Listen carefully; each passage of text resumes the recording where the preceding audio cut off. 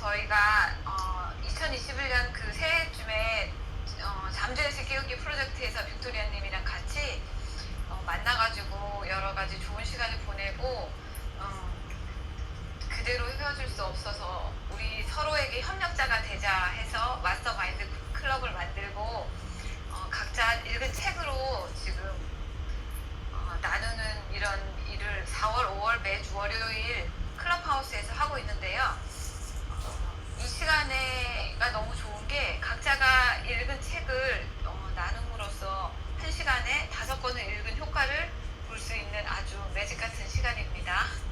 예, 오늘 우리 순서 정한 대로 각자 10분 정도 시간씩 맡은 책들을 7분 정도 얘기해 주시고 3분 정도 함께 나누는 그런 시간을 갖도록 하겠습니다.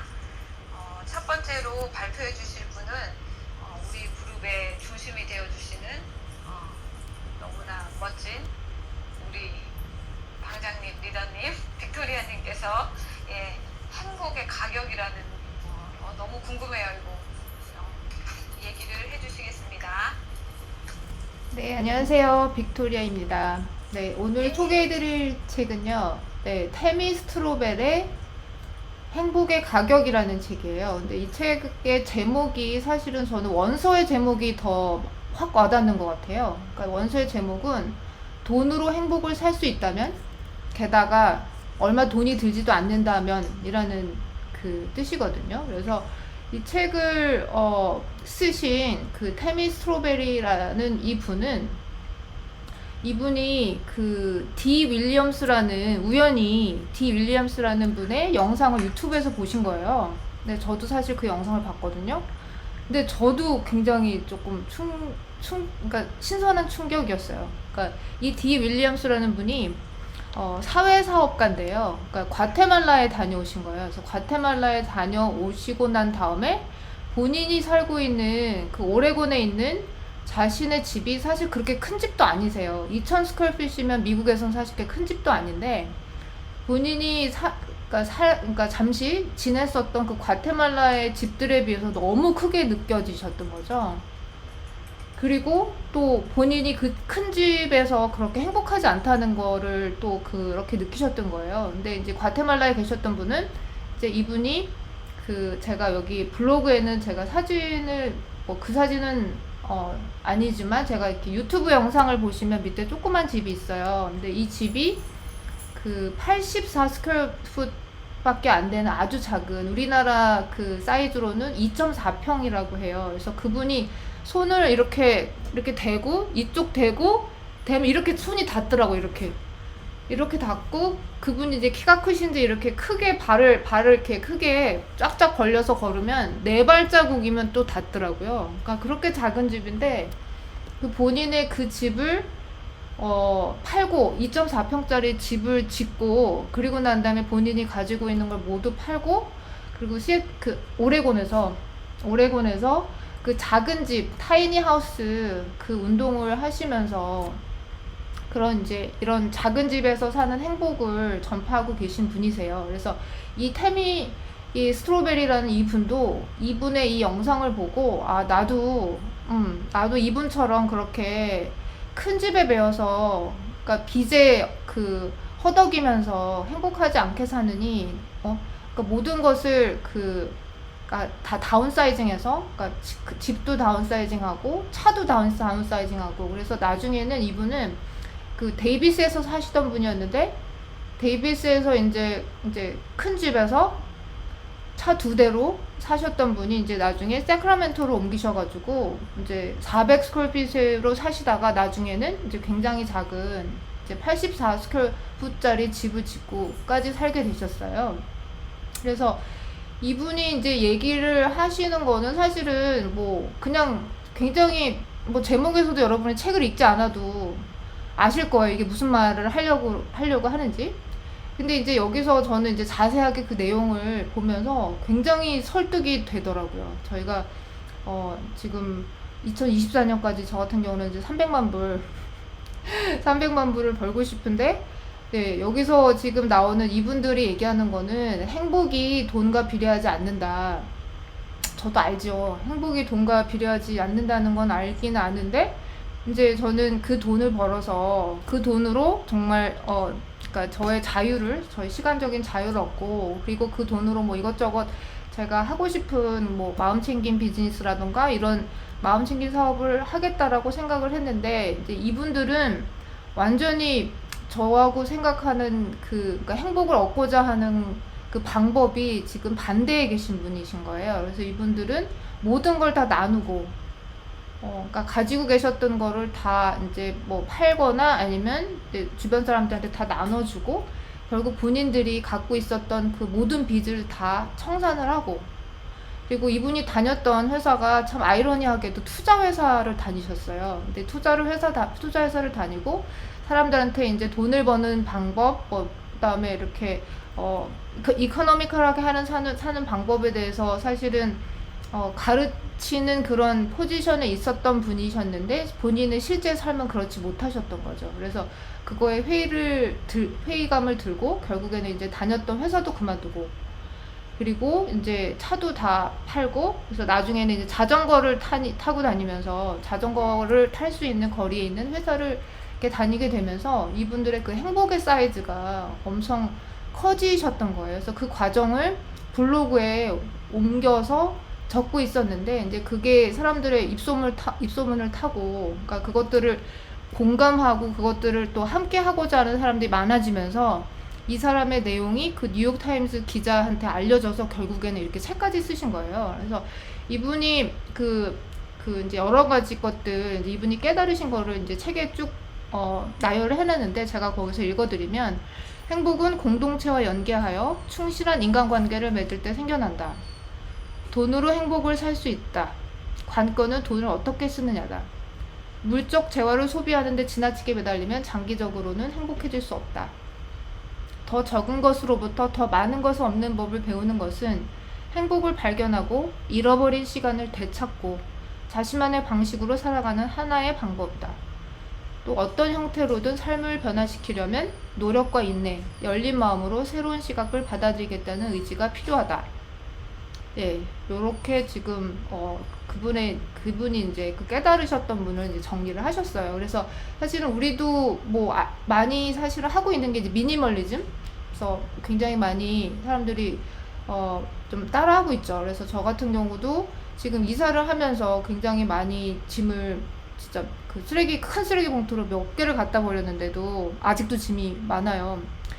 그런데 어쨌든 더 사지는 않으려고 하고 있거든요. 그리고 이제 하나 나가면 하나 들어오고 뭐 이런 거 실천하고 있고. 그런데 이제 여기서 얘기하는 것 중에 제가 굉장히 이제 따라하고 싶다고 생각했던 게 이분이 짓고 살았던 그 2.4평짜리밖에 안 되는 그 협소주택이에요.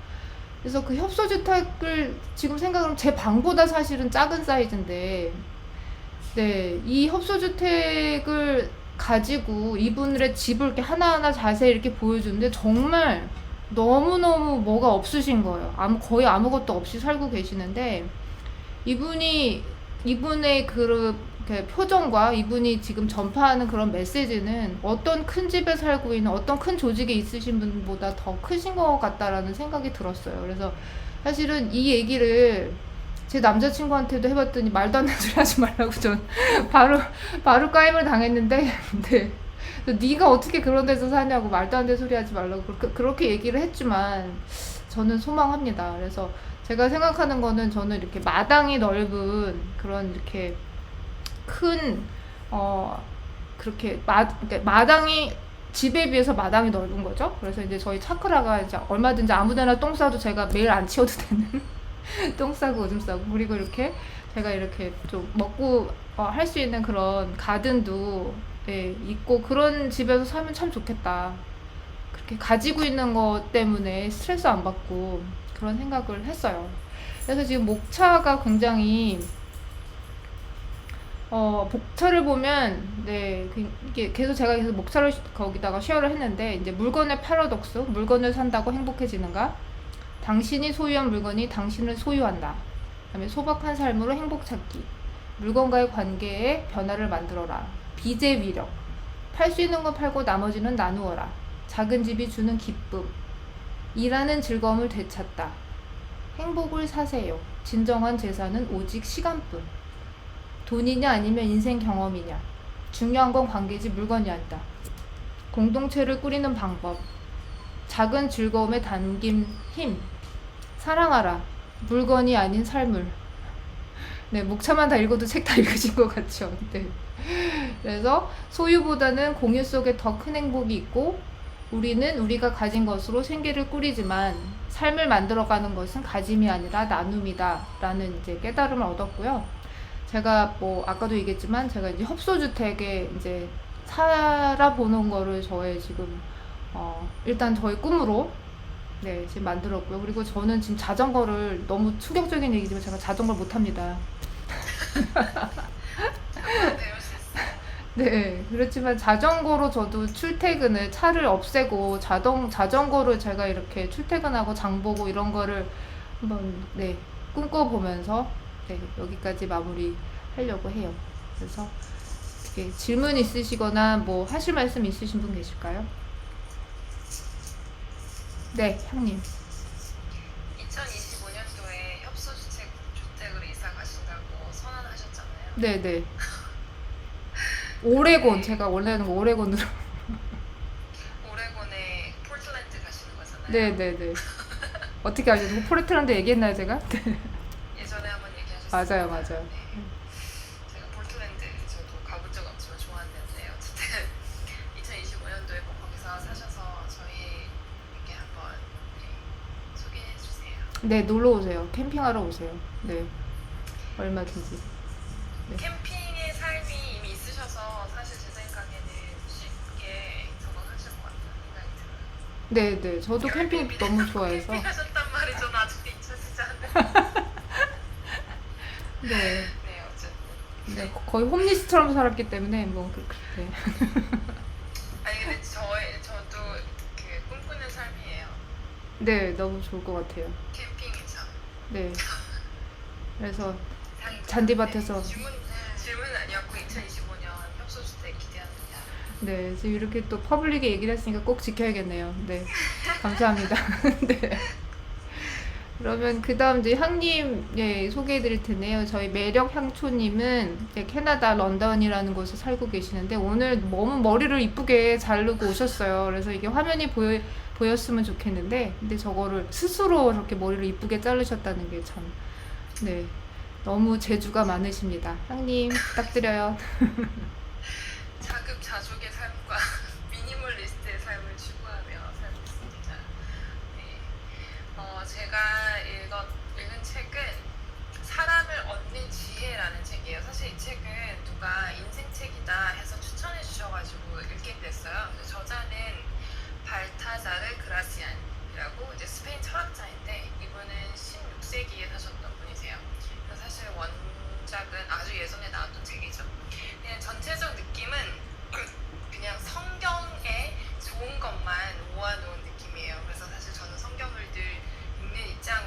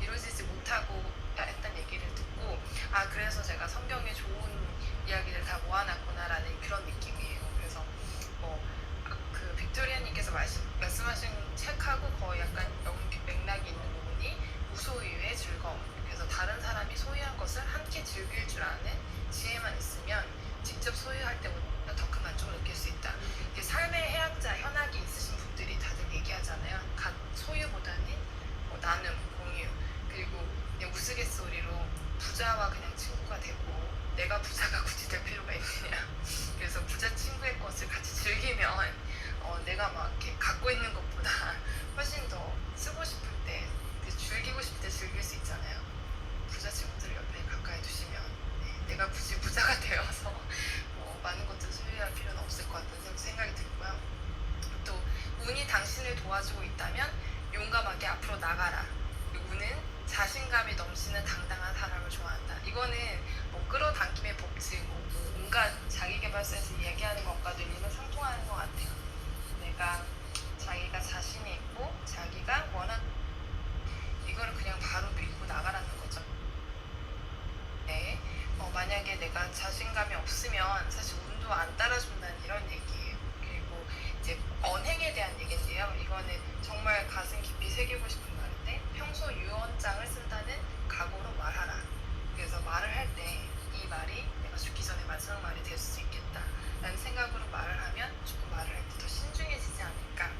그리고 상황을 판단해줄 제3자를 찾아라. 내면의 깊이를 길러라. 행복은 스스로 신처럼 자족할 때 얻을 수 있다. 이것도 자족, 행복, 그 빅토리아님께서 말씀하신 책과 또 연결되어 있는 부분인 것 같아요. 결국은 매일마다 이제 나를 돌아보고 나를 성찰하는 시간들이 굉장히 중요하다는 생각이 들었어요.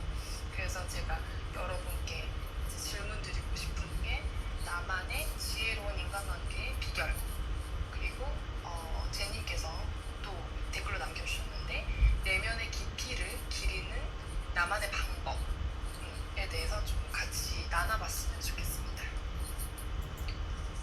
네, 향초님의 내면의 깊이를 기르는 방법. 그걸 먼저 한번 나눠주시겠어요? 예. 그리고 우리 다 같이 한번 예. 내면의 뭐 깊이가 깊어졌다 이렇게는 잘 모르겠지만 내면의 깊이를 기르기 위해 제가 하는 거는 묵상이에요. 저는 이 묵상의 그 참 맛이라고 해야 되나? 이거를 제가 진짜 인생에 있어서 어려운 시기에 그걸 느꼈기 때문에 사실 어떤 좀 힘든 일이 있을 때도 저는 바로 묵상으로 좀 부여잡는 편이거든요. 그러니까 그래서 내면의 대화보다는 저는 이제 하나님 믿으니까 하나님과의 대화에 되게 집중을 많이 하거든요. 그리고 그것이 결국은 다시 깨달음으로 돌아오고 그리고 나의 좀 빛으로 좀 나의 내면들의 복잡한 마음들을 좀 비출 수 있는 시간들이 있어요. 그래서 나만의 시간과 좀 quiet time이 저는 도움이 많이 되고 그리고 인간관계는 손해보면서 살자가 좀 저는 항상 생각을 하는 편이에요. 인간관계에 있어서 뭔가 사실 뭐 그냥 개인적인 인간관계에서는 사실 힘든 게 전혀 없지만 이제 직장에서 인간관계가 사실 저는 제일 힘든데 직장에서 인간관계에서 저를 이제 힘들게 하는 사이코 같은 사람이 있어도 손해보면서 살자 이런 생각으로 좀 마음을 먹으면 좀 괜찮더라고요. 근데 저는 사실 굳이 직장에서 만난 사람과 그렇게 가까워질 필요는 없다고 항상 생각을 하고 있거든요. 그래서 사실 일과 관계에서만 딱 해가 되지 않게 적정선을 유지하는 그렇게 그냥 항상 지내왔는데 그게 아주 지혜로운 인간관계인 것 같습니다. 직장 생활에서. 아주 지혜롭고 현명하신 것 같습니다. 그 내면 이야기가 나와가지고 저는 빅토리아님의 대답이 궁금했어요. 예. 내면의 예. 성장을 어떻게 시키시는지. 네, 저는 그러니까 뭐 깊이라고 얘기를 드리기에는 뭐 아직은 부족하지만 제가 하는 방법 그리고 저희 목소리로 마음 여행에 하시는 분들 이제 수행하실 때 제가 그렇게 하시라고 하는 거는 그러니까 그 항상 에너지를 기본으로 생각을 하라고 얘기를 드려요. 그러니까 그게 무슨 말이냐면 사람이 가지고 있는 에너지는 제한이 되거든요. 근데 내가 무언가 나한테 오는 뭔가 이렇게 부정적인 그런 자극에 내가 반응을 하면 내가 무지하게 에너지를 많이 쓰게 돼요. 예, 그래서 그 에너지를 쓰면 쓰는 것만큼 나의 그 정말 내가 쓰고 싶은데 써야 될 에너지가 부족해지거든요. 그래서 이제 우리가 이제 기지맥진하다라는 말이 어떨 때 쓰냐면, 그러니까 우리가 정말로 원하는 것에 풀리 베팅을 했을 때 우리가 기지맥진하다라는 표현을 쓰는 게 아니라 뭔가 원치 않는 일에 이렇게 시달렸을 때 이제 기지맥진하다는 말을 써요. 그래서 제가 뭐 자주 저희 블로그나 이런 데 쓰는 말인데, 그러니까 문제가 아니라 원하는 것을 보라라고 얘기를 하는 게, 그러니까 결국 우리나라 속담에도 너무 좋은 속담이 있죠. 똥이 더러워서 피하냐, 똥이 무서워서 피하냐, 더러워서 피하지, 이런 얘기가 있는데 그게 굉장히 좋은 속담이라고 생각을 해요. 그러니까 그거를 굳이 그거를 거기다 반응을 할 필요가 없다는 얘기죠. 그러니까 그렇게 생각을 하시면, 그러니까 그냥 사실은 못 들이셨던 분도 그 차원에서 얘기를 하시면 굉장히 이해를 하시더라고요. 왜냐하면 그건 굉장히 어떻게 보면 이기적인 이유거든요. 그래서 나를 위해서 나의 에너지를 세이브해서 정말 내가 원하는 데 쓰는 거는 사실은 나한테 이익인 거잖아요. 네, 그러니까 그렇게 얘기를 들었을 때 대부분의 분들이 머리로 이해하시고 마음으로 이해하시고 실제로 생활 속에서도 그렇게 수행을 하시더라고요. 그래서 제가 제일 좋았던 방법은 그거였어요. 네. 이기적이기도 한데 사실은 또 이기적이라고 안 할 수도 있는 게 내가 똑바로 쓰면 내 주변이 편안하잖아요.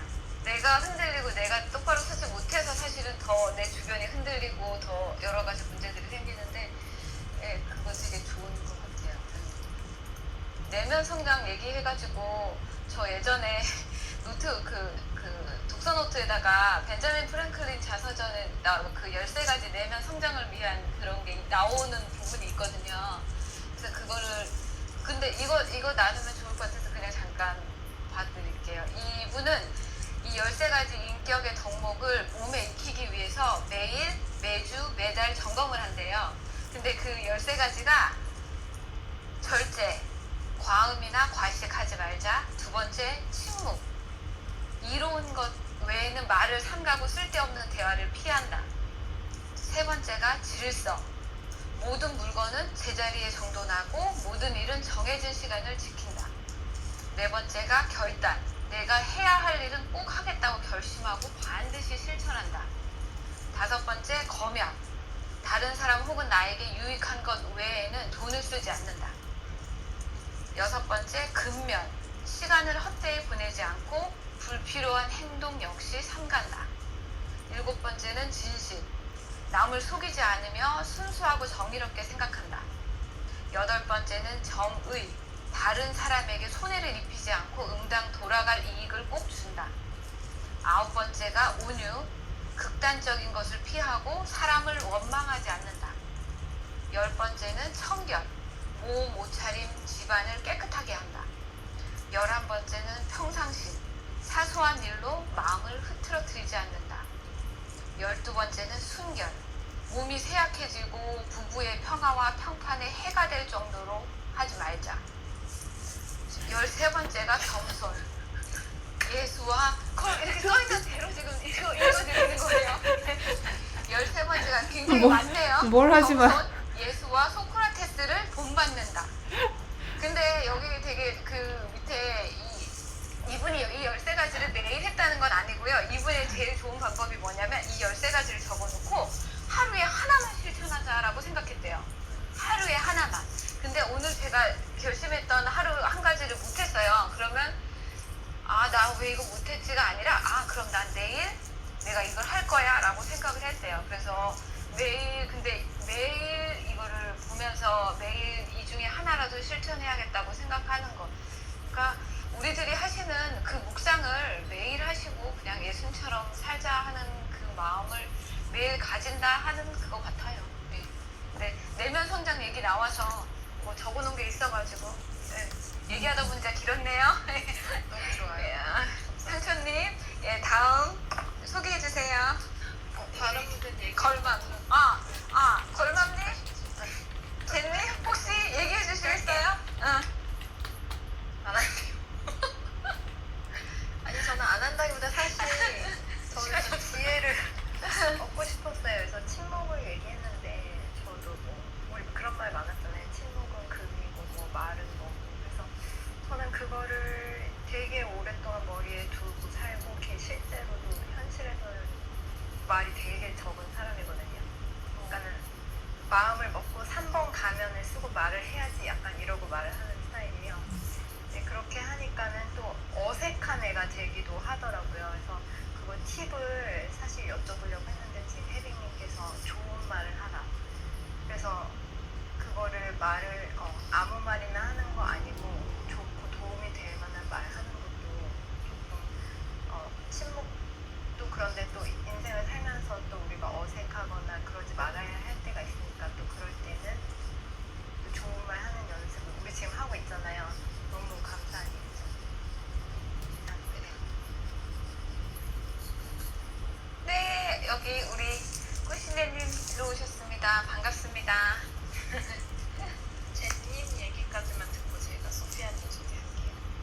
빨리 할게요. 다 좋은 말씀 많이 해주셔가지고. 젤님, 네.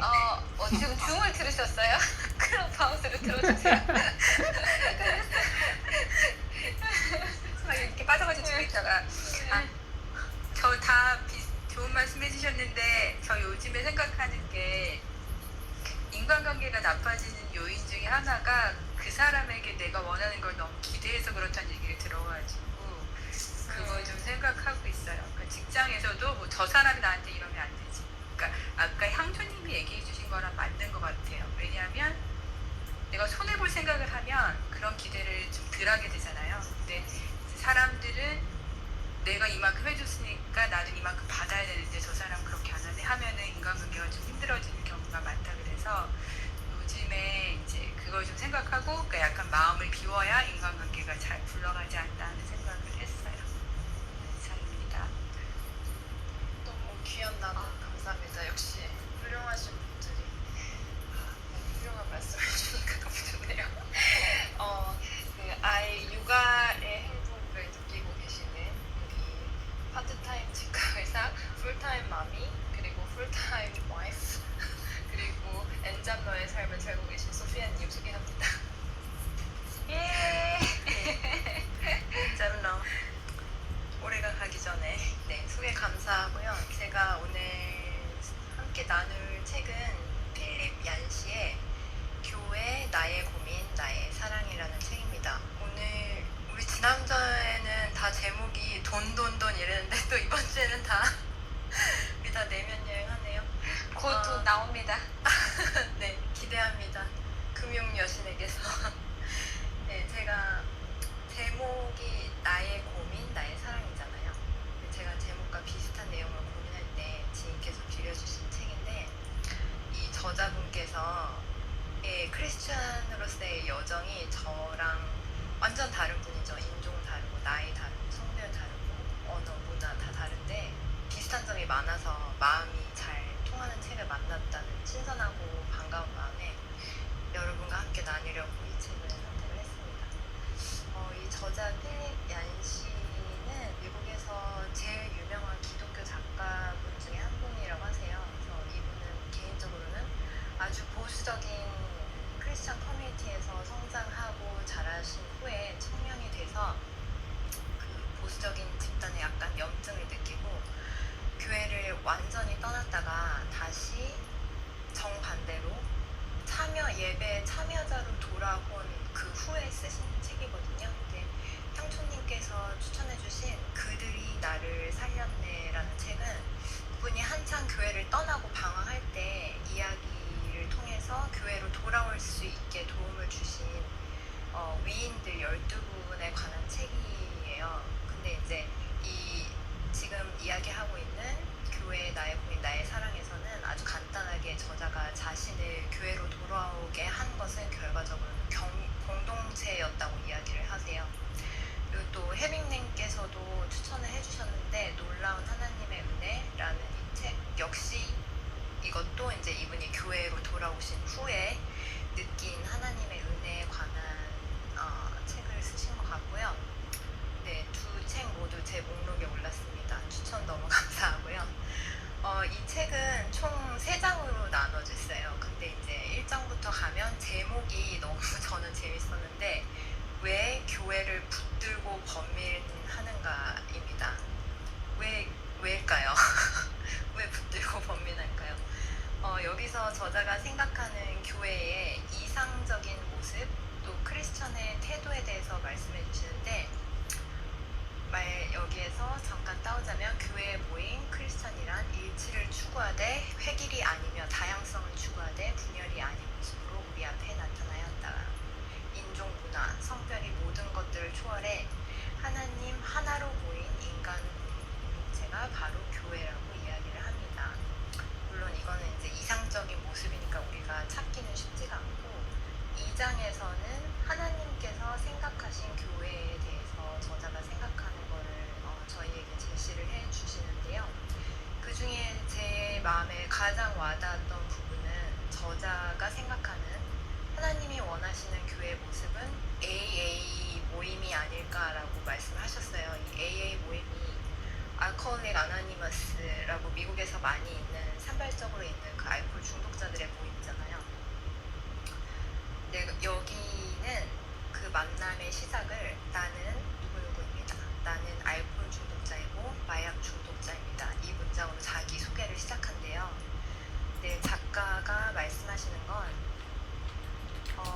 지역교회에서는 서로 이런 자기 소개를 절대 하기 힘들다는 것이 이제 현재 교회이고, 이 저자분이 거기에 그 모임에 가게 된 거는 알코올릭인 친구가 이 분께 나는 교회 대신 이 AA라는 모임을 선택을 했다라고 말씀하셔서, 그분이 너는 왜 여기를 교회 대신 선택했니? 라고 했을 때 그 친구분이 그분은 AA에서 진정한 의지를 보았다고 이야기를 해주세요. 그 의지란 여기서 진정으로 하나님께 맡기는 의지, 자신의 힘으로는 전혀 불가한 일이라고 생각하는 의지, 그런 공동체를 전적으로 의지하는 마음에 대해서 이야기를 했는데요.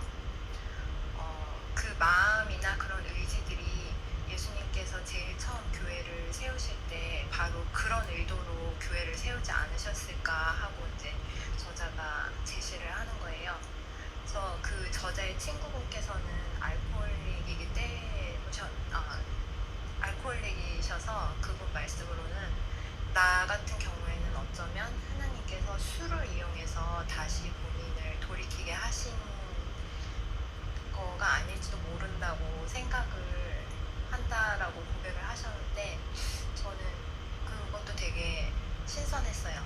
이게 도구가 심지어는 술이 돼도 그게 하나님께 돌아오게 하는 그렇게 도구로 쓸 수도 있구나. 나는 어떤가 이런 생각을 해보게 됐고, 3장에서는 또 우리가 현재 교회를 볼 때 지녀야 할 태도랑 교회가 앞으로 나아갈 방향에 대해서 이야기를 하는데, 여기서는 이제 우리가 많이 아는 뭐 주변을 돌보라 뭐 이런 이야기가 나오는데, 거기에서 제가 하나 눈여겨본 거는 우리가 주의해야 할 점에 대해서 치명적인 치유자에 대한 이야기를 해주세요. 이 치명적인 치유자가 뭐냐면, 어떤 치유자가 있었는데 이분이 치유하는 방법은 그 아픈 분이 오면 그 아픔을 고스란히 받는데요. 그래서 그 상대방은 완전히 낫지만 그 치유자 본인이 그 병을 떠맡는 거죠. 그래서 결국에는 이 치유자가 누구를 치유하면 본인이 아파져서 더 이상 치유자의 펑션을 할 수가 없는 거예요. 그래서 그분이 삶이 그렇기 때문에 그분이 할 수밖에 없는 삶의 선택은 정말 아무도 없는 사막에 동떨어져서 살 수밖에 없는 거죠. 누굴 만나도 치유는 하지만 그 병을 가지고 오니까 본인이 삶을 살 수가 없는 거예요. 그래서 여기 저자분은 혹시 우리가 사역을 한다는 이름으로 그렇게 살고 있지는 않은지 그거를 조심하라고 말씀하세요. 그래서 나는 사람 자체를 염려하기보다 그 사람의 고통에 더 노심초사하지 않은가, 구세주 강박증이 있진 않나, 그리고 또 여기에서 말씀하는 거가 이제 사람도 불완전하고 교회 자체도 인간의 집단으로서 불완전한 집단이라는 거를 먼저 인식을 하고 교회를 대하라는 거죠. 그리고 여기서 재미있는 이야기로 마무리를 해주셨는데 잠깐 짧게 읽어드리겠습니다. 아주 어려운 곡을 만든 작곡자에게 연주가는 이렇게 말했다. 최선의 노력을 기울였지만 곡이 너무 어려웠습니다. 그러자 작곡자는 이해합니다. 내가 의도하는 바는 어떻게든 연주해보려고 애쓸 때 나오는 그 소리입니다. 우리는 비록 작곡가가 애초에 구상한 음에는 결국 이루지 못하겠지만 불완전한 그 음이나마 세상에 들려주어야 한다. 네, 이상이고요. 잘 들어주셔서 감사하고, 저는 이 책을 읽음으로써 이제 저 자신을 많이 들여다보게 됐고, 제가 교회를 바라보는 시선이나 또 참여자로서 어떤 태도를 지어야 되는가 이런 거를 생각해 볼 수 있게 기회를 줘서 너무 좋은 시간이었고, 여기 제가 여러분께 여쭤보고 싶은 거는, 제가 알기로는 여러분 다 저기 크리스찬이신데 이분의 이렇게 여정이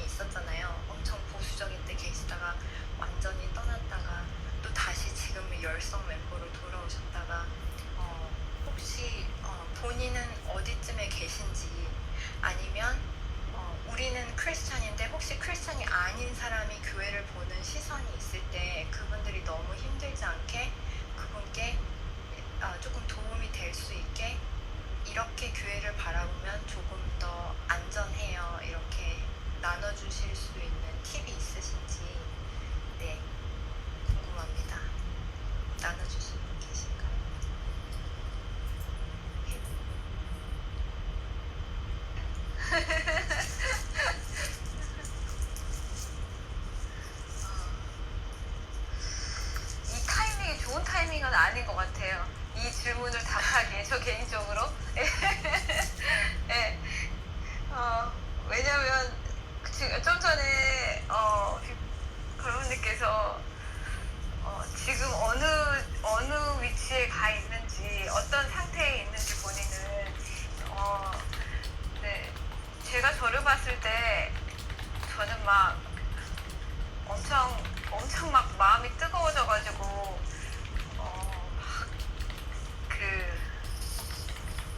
제 거를 다 뒤로 하고 마음이 뜨거워져서 예수님만 보이고 말씀만 전해야 되겠다고 할 때는 사실 아까 우리 빅토리아님이 말씀하신 그런 작은 집이나 닭장 같은 집에 살아도 그게 하나도 바절이 된다거나 그게 하나도 문제가 되지 않는 것 같아요. 예. 그게 그냥 즐거움이에요. 제가 아까 우리가 시간이 길어질까봐 빅토리아님만 얘기할 때 얘기를 안 했는데 그렇게 무소유로 사는 거는 지극히 이기주의적인 거라는 생각도 들어요. 한편으로는 그게 어떤 면에서 그러냐면요. 그러면 되게 기쁘고 좋고 나는 행복해요. 나는 좋아요. 그런데 이게 주변에 있는 사람들을 돌볼 수 있다는 거가 이게 되게 깊고 우리가 길게 얘기할 일을 제가 지금 스타트를 잘못 끄는 것 같은 생각이 들어서 이거 뻥방이가 참 이거 힘들어지는데 그냥 간단히 지금 시간이 별로 없으니까 우리 언제 나중에 깊이 있는 얘기를 나누고요. 예. 전화 한번 드리겠습니다. 예.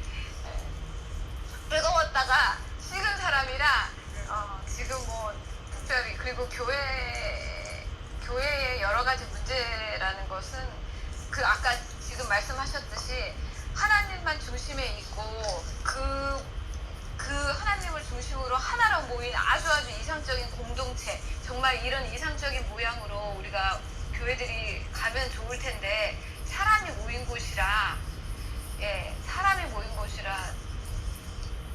그 사람들과의 부딪히는 많은 것들로 어떻게 보면은 예수쟁이들보다 예수 안 믿고 착하게 사는 사람들이 더 나아 하는 얘기들 많이 듣잖아요 요즘. 예. 근데 사실 또 교회 안에서 그런 일들도 많고 그런데 그냥 이것저것 아무것도 소용없고 나 하나만 똑바로 쓰면 되는 것 같아요. 내가 예수님을 보기만 하면은 문제가 해결이 되는데 다 같이 교회 다니면서 예수님을 중심에 두고 예수님을 보지 않고 자꾸 이 공동체를 보고 이 교회의 행정을 봐야 되고 교회 뭐 교인 수를 봐야 되고 그런 세상적인 것들 때문에 늘 문제는 생기는 것 같아요. 네.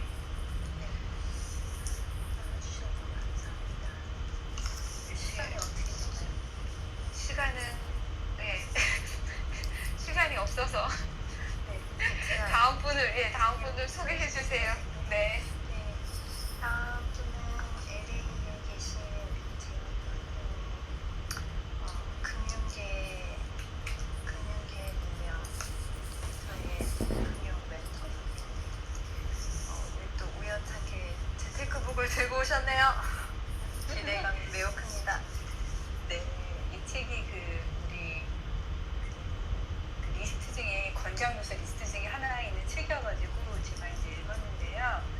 이게 약간 여러분이 앞에서 다 막 이렇게 무소유 막 이런 거 얘기하다가 또 이걸 얘기하려고 하니까 어떻게 풀어내야 할지 약간 그런데 약간 그런 것 같아요. 제가 향초님, 빅토리아님 막 이렇게 얘기를 들으니까 사실은 문제일 거라는 생각이 들거든요. 빅토리아님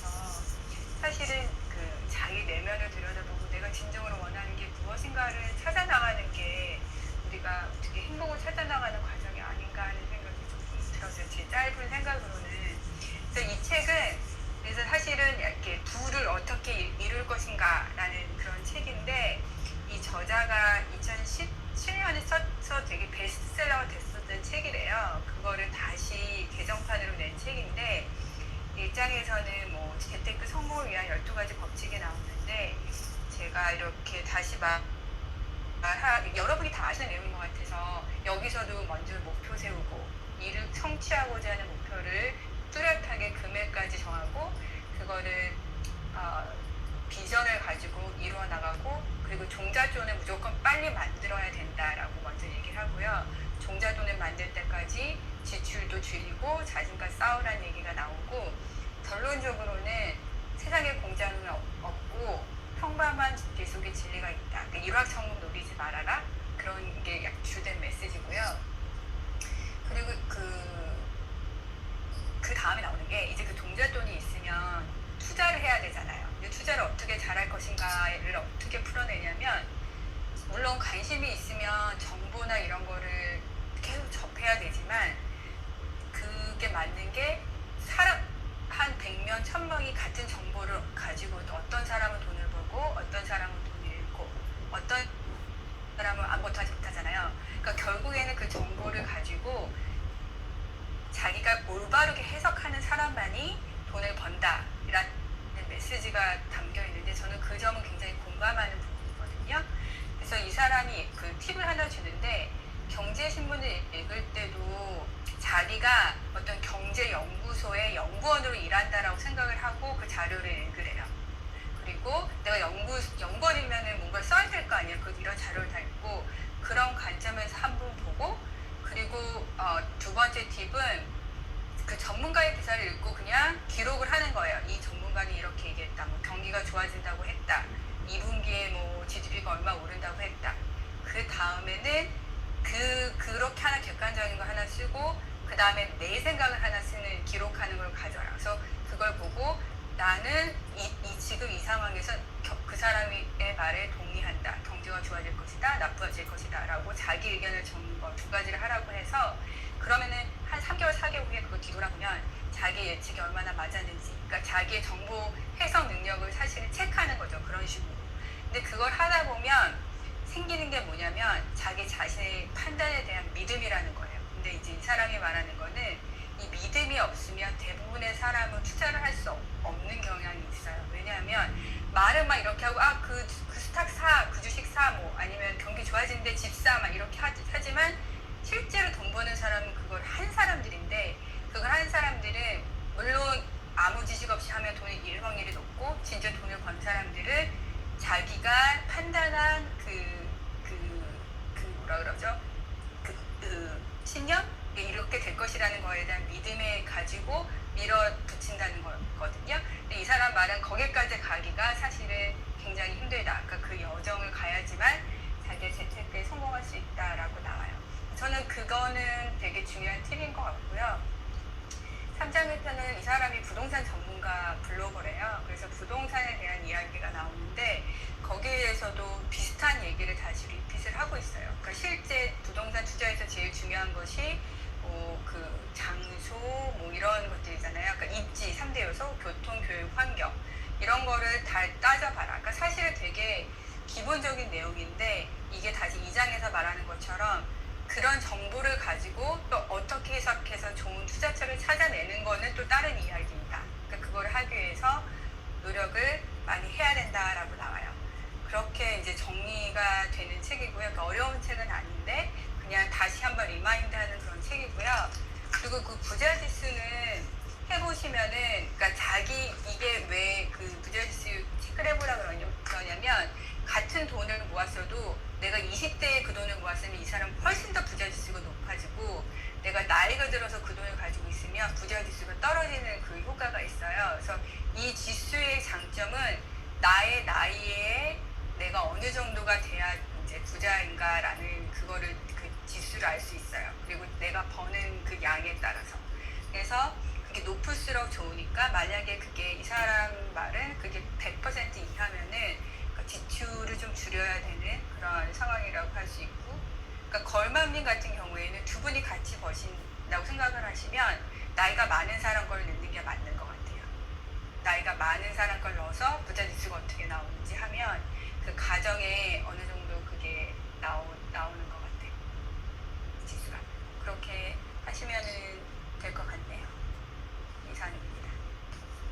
네, 질문 있으시면 질문 주세요. 네, 저는 그거 제님 거의 블로그에 남겼거든요. 네. 왜냐면 그 맞벌이 같은 경우에는 두 사람의 인컴인데 그러면 나이를 두 사람 나이를 합쳐서 7, 80대 이렇게 가야 되는지. 근데 제가 생각을 해봤는데 네. 근데 만약에 두 분이 벌어서 부자지수가 높은 거는 부자지수가 높은 게 맞는 것 같아요. 그러니까 가정을 생각한다면 그게 맞는 것 같아요. 왜냐하면 한 사람의 나이를 넣어도 될 것 같다는 생각이 저는 들었어요. 모르겠어 이걸 만드신 박사님의 의견은 아니에요. 근데 제 생각에 왜냐하면 그 가정의 부자지수를 알고 싶은 거잖아요. 우리 가정. 그러면 그 나이 많은 사람의 그걸 넣어서 두 분이 가지고 있는 모든 자산을 넣으면 실제로 두 분이 벌어서 순 자산이 많으면 부자지수가 굉장히 높게 나온다고 하면 사실은 그 부자지수가 높은 게 맞는 거잖아요. 여유가 있는 게 맞는 거 같아요. 그렇죠. 두 분이 많이 벌었으니까. 그리고 만약에 개인의 부자지수를 알아보고 싶으면 개인 자산이 이렇게 따로 있다고 생각하시면 따로 계산을 해보셔도 되는데 합쳐져서 계산을 하시면 그냥 한 분의 나이를 놓고 우리가 200%다 그러면은 두 분이 열심히 일하셔서 지수가 굉장히 높은 상황에 지금 가 있다고 생각을 하시면 될 것 같아요. 그냥 제 생각이에요. 감사합니다. 제가 제님 이거 하시는 제목 보고서 질문 생각난 게 제님은 금융인으로서 재테크를 실천이나 실행하시는 데 있어서 하고 계시는 것 중에 혹시 좋은 팁이라든지 그런 게 있으시다면 짤막하게 저희한테 알려주시면 감사하겠습니다. 제 생각에는 저는 아예 그러니까 일을 하면서 이렇게 막 데이 트레이딩 하는 거를 사실은 오래 전에 그냥 안 하는 걸로 했거든요. 저희 남편을 할지라도 저는 그냥 데이 트레이딩을 안 하는 걸로. 왜냐하면 처음에는 회사에서 한 달에 트레이딩 할 수 있는 그 트랜잭션이 딱 정해져 있어요. 몇 개까지. 그리고 저 개인 주식을 사면 무조건 30일 동안은 못 팔아요. 그래서 그런 리밋이 있기 때문에 그냥 어느 정도 그 안에서만 그냥 하지 그걸 제가 막 이렇게 데이 트레이딩을 하는 거는 저는 아예 못하기도 하고 안 하고 있었는데 근데 지금 와서 생각해 보면은 그냥 되게 오래전부터 그 ETF 같은 거에 그 월급 나오면 항상 넣었었던 것 같아요. 그러니까 그거를 멈춘 적은 없었던 것 같아요. 그러니까 항상 그냥 돈을 어딘가에 넣고 있었던 거죠. 근데 그게 오래 쌓이니까 그게 이제 자산이 된다는 생각을 했거든요. 그게 이제 되게 큰 돈을 한 번 딱 넣고 이렇게 불린 사람이 있는데 저 같은 경우에는 그냥 되게 그냥 꾸준히 계속 넣었었던 것 같아요. 그리고 그게 하나 있고 다른 거 하나는 이제 제가 관심 있는 분야는 제가 관심이 있기 때문에 투자를 하는 거죠. 왜냐하면 그 분야에 대해서 내가 관심이 있으니까 계속 그 정보를 접하니까 이제 그걸 하나 만들어서 제가 그거는 이제 좀 돈을 굴리는 거 그거를 조금 했었거든요. 그러니까 사실은 제가 어떤 제 아들의 친구의 엄마가 저한테 와가지고 요즘에 주식 시작했다고 저한테 와가지고 너 비트코인 있니? 코인베이스 샀니? 막 물어보더라고요. 그래서 제가 뭐라고 답을 해줘야 될지 몰라가지고 그래서 제 생각에는 여러분이 그 고리 그냥 투자를 쭉 오랫동안 하시고 이제 향춘이 같은 경우에는 이제 날짜 기간이 있으면 그 기간 동안에 오랫동안 그걸 이루어 나가는 좀 롱텀 그걸 가져가는 게 좋은 것 같아요. 그리고 정말 그러니까 비트코인 이런 거에 자기가 관심 있는 분야는 관심을 가지고 해야 되는 게 맞는 게 그걸 내가 알고 있으니까. 그러니까 모르는 분야를 그냥 막 투자하는 건 저는 사실 그렇게 권하지 않거든요.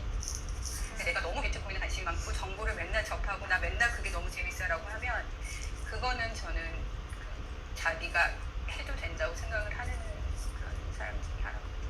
특별한 방법이 없습니다. 그냥 꾸준하게 하셔야 되는 것 같아요. 역시 금융인이시라 이미 벌써 다 하고 계셨네요. 예. 저희는 몇 달 전, 한 1년 전 이렇게 알기 시작한 것을. 네. 제가 소개 이제 해드려도 될까요? 네. 네. 제가 이제 혜빈킴님은 제가 생각하면 항상 생각나는 게 되게 이렇게 밝게 웃는 미소거든요. 그래서 항상 이렇게 미팅을 할 때나 아니면은 이야기를 할 때 항상 이렇게 밝은 에너지를 이렇게 풍기시는 것 같아가지고 되게 그 감사하고, 그리고 또 백그라운드를 보면 또 선교사이셨다는 어떤 그런 막 이렇게 양팔 까보면은 알 수 없는 게 막 이렇게 나오시는 분 같은 약간 미스테리한 그런 분, 혜민키님 소개합니다. 아, 감사합니다. 네, 안녕하세요.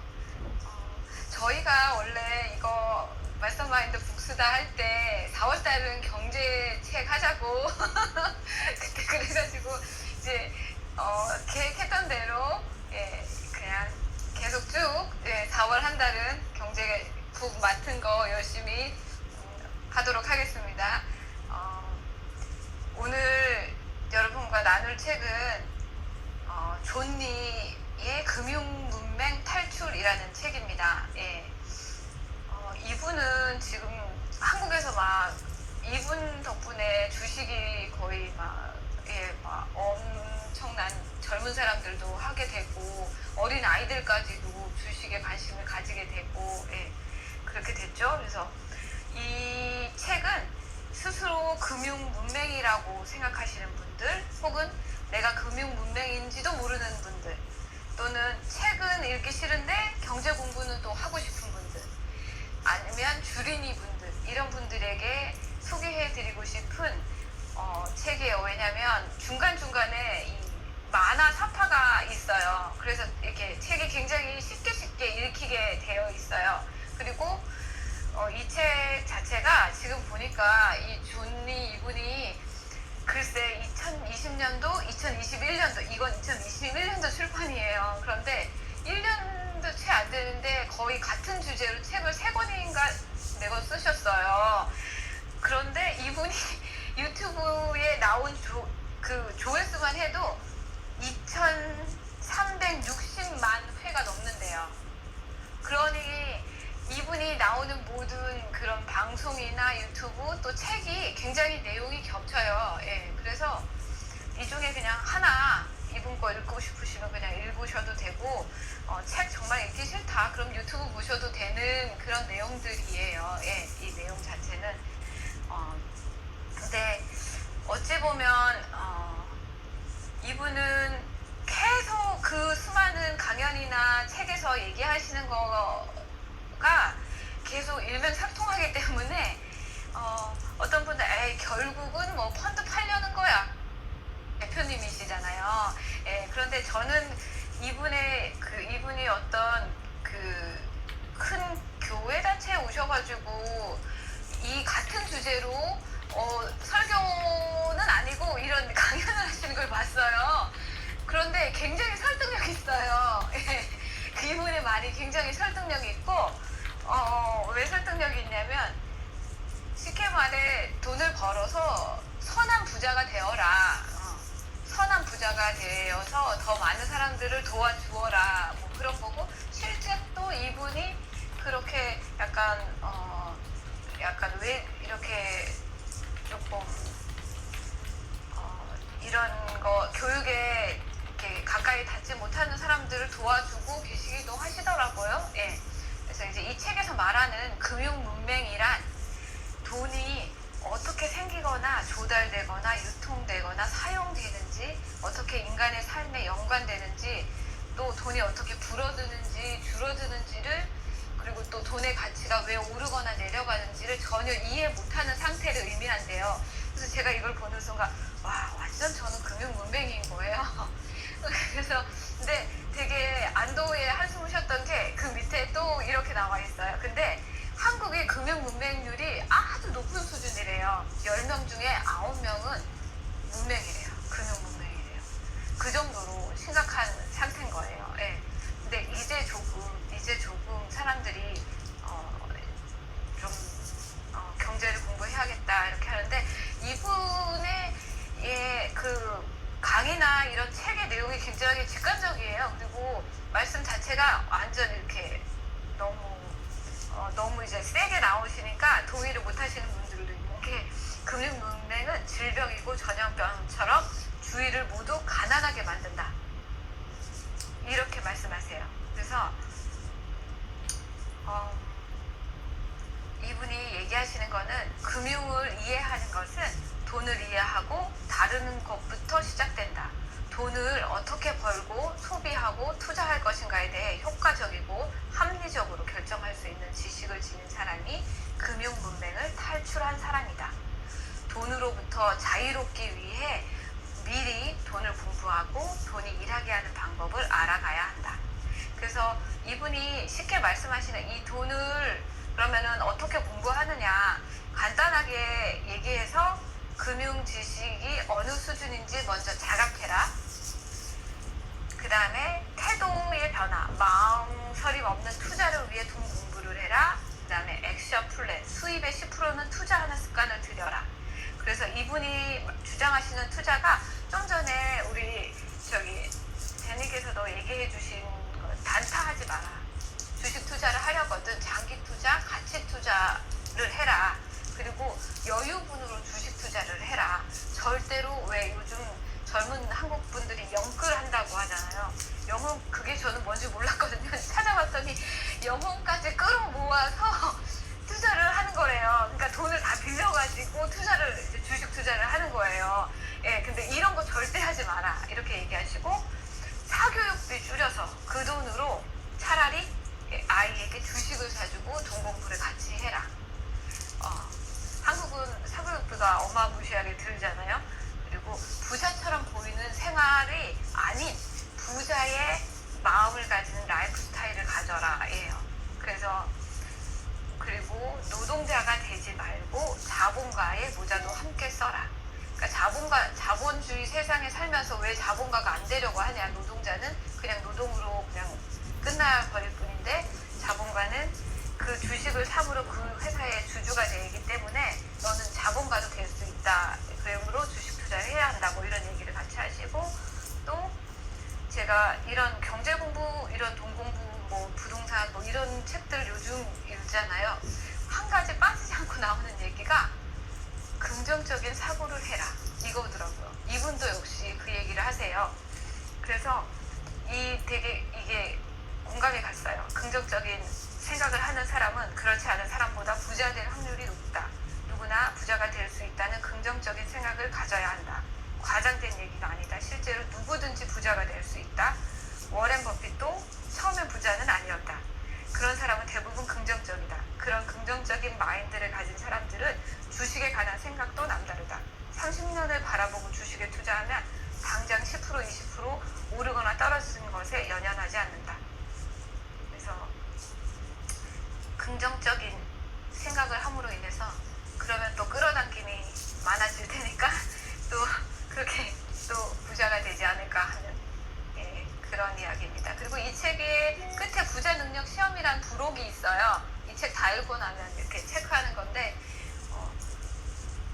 그냥 재미있게 쉽게 그렇게 읽고 싶은 경제서적, 빨리 내가 하나 경제서적 나도 해볼까 하는 분들한테 추천하는 그런 책입니다.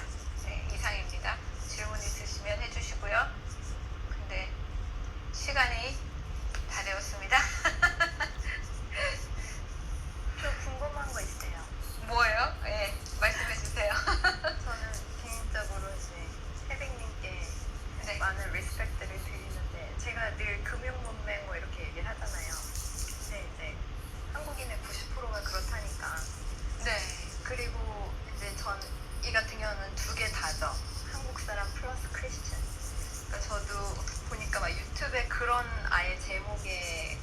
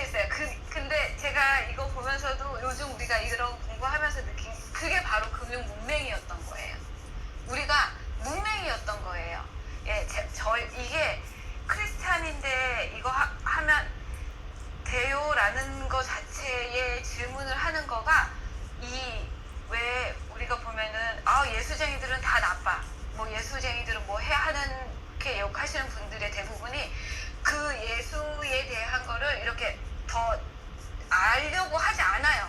잘 모르는 사람이 더 그렇게 말씀을 하시기도 하거든요. 그래서 저는 저의 요즘 생각은 바뀌었어요. 이게 공부해야 할 거라고 생각해요. 공부해야 할 거라고 생각하고, 이거를 크리스찬은 그러면 돈 공부도 안 하고 부자이면 안 되고 너무 이렇게 해야 한다는 거 자체, 그 자체를 이 한국 사회가 심어준 것 같아요. 그래서 한국이 이렇게 금융의 문맹률이 높다고 생각해요. 왜냐면 한국은 이 마인드 자체가 이 책 처음에 그 부분이 한참 나오거든요. 한국이 일본을 따라간다. 일본은 주식을 엄청 이렇게 터부시해요. 그래서 심지어 그 일본의 주식은 나라에서 사준대요. 일본의 중앙은행에서 주식을 사준대요. 그래서 이제 일본의 이게 경제가 자꾸 이렇게 도태되잖아요. 근데 한국 역시도 굉장히 그랬었어요. 그리고 마치 뭐 드라마에서도 뭐 주식하면 큰일 나는 것처럼 얘기해서 어떤 모든 이 한국 사람들한테 그런 심리를, 그런 거를 심어준 것 같아요. 근데 이분이 계속 강조하시는 게 뭐냐면, 주식이 왜 그렇게 나쁘다고 생각하냐, 마치 주식하면 도박한다고 생각하기 때문에 크리스천이 주식해도 돼요, 그 말이 나왔다고 생각하거든요. 근데 주식은 그야말로 도박이 아니라 그냥 그 회사의 주인이 되는 거고, 그래서 주식은 절대로 이거 한대 그럼 그거 샀다 팔았다 막 이렇게 하는 그런 게 아니라, 내가 어떤 회사를 좋아하는 회사를 아까 제님 얘기해 주신 것처럼 알아보고 그 회사에다가 투자를 하는 거고, 그 회사랑 같이 가는 거죠. 그러니까 내가 일하러 가는 직장인만 되는 게 아니라 내가 같이 사장도 되면서 하는데, 내가 사장인데 크리스찬 사장이 얼마나 많아요. 그렇게 생각하면 이게 아무 문제가 될 일이 없는 거예요. 이건 저의 생각입니다. 아무튼 저는 그렇게 생각하고, 네, 하고 있습니다. 네. 감사합니다. 우리가 이런 깊은 얘기를 나누려면 시간이 좀 더 많이 필요할 듯 합니다. 이게 두서없고 이렇게 말주변 없는 제가 이 마음에 있는 얘기들을 이렇게 시간이 넘은데 막 하려고 하니까 이게 막 꼬이는데요. 예. 언제 우리 점점 얘기를 나눌 시간이 또 있으리라 생각이 들고요. 벌써 랩업 해야 되는데 시간이 흘렀어요. 시간이 1시간이 지났네요, 벌써. 네. 근데 우리 돌아가면서 한마디씩 적용할 거 얘기 안 해도 되지 않을까요? 해야 할까요? 예, 한마디씩 해주세요. 적용하실 거? 빅토리아님부터. 네, 저는 이제 조금 시간이 지나서 다 까먹으셨죠? 제가 무슨 얘기 했는지. 근데 저는 이제 오늘, 그러니까 제가 궁금했던 거는 저는 조금 이제 길지 않게 짧게 얘기하겠는데요. 그러니까 왜 그 빅리치 북클럽 안에 이 행복의 가격이라는 책과 존니의 금융문명, 그 다음에 아기곰의 재테크 투자 법칙이 같이 들어있을까? 저는 그게 되게 재밌더라고요. 그래서 그거를 큐레이션 하신 최서연 작가님께서, 그러니까 부자가 되는 것의 여러 가지 방법을 보여주기 위해서 하셨던 게 아닌가 싶어요. 그래서 이제 부자가 이제 이렇게 금융 공부를 열심히 해서 뭐 주식을 사서 하는 경우도 있고 부동산으로 해서 하는 경우도 있지만, 그냥 내가 가진 건 나눠주고, 그러니까 덜 원하면서 나눠주면서 또 부자가 될 수 있는 방법도 있다라고 해서 행복의 가격을 추천을 해주신 것 같아요. 그래서 여러분들도 미니멀리즘이나 이제 협소주택, 그 다음에 자전거 타는 것 같은 그런 걸 통해서 한번 기부와 나눔을 통한 부자됨을 한번 실천해 보시면 어떨까? 네, 추천드립니다. 아주 기부와 나눔을 행한 부자 너무 좋죠. 네, 감사합니다. 상천님 안 키셨어요, 마이크를. 상천님 마이크. 클럽하우스 마이크 안 켜졌어요.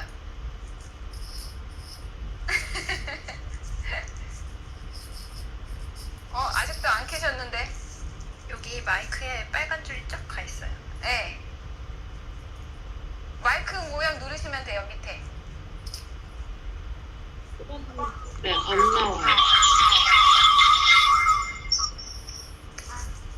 일단 다른 분부터 먼저 하시면 어떨까요? 네, 그럴까요? 네, 저는 나의 교회, 나의 고민, 나의 사랑이라는 책을 오늘 이야기를 했고요. 오늘 저 개인한테 해주고 싶은 얘기는